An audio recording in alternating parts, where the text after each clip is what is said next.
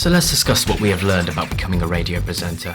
First, the bad points. Like all media careers, it is very demanding and hard to get into, and so forth, it is very competitive.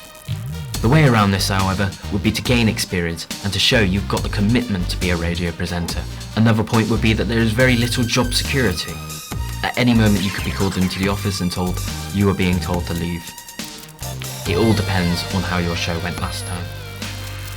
So knowing that there's little job security means that you've got to have a plan B ready in the event that you lose your job and you have to move on to another radio station. It can be very taxing on your social life. You may be working very early hours where you're simply talking into the mic, talking to thousands of people, but you get no feedback from it. So it can be very demanding on your social life and it can feel lonely at times.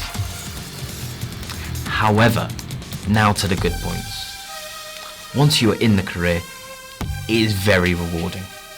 You become very close to the music industry, you can network with people you've never met before, and you can hear some of the latest tracks even before they're released to the public. You can also create your own persona, which I believe would be very fun, or even be yourself.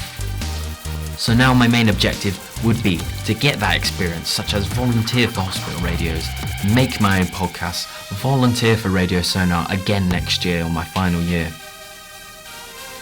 Next point would be to network, get to know some of the people in the industry, find out what makes them tick, find out if they've got any jobs going, and also to see if they've got any other opportunities that could help forward my career. To conclude, I would like to thank Paul Stevens for giving us this interview where he could explain what it's like to be a radio presenter, which gave a really good insight into what it's like to be part of this industry. And finally, I would like to thank you, the viewer, for coming onto this site and finding out a bit more into how to be a radio presenter. Hope to hear from you soon. Curtis Izard.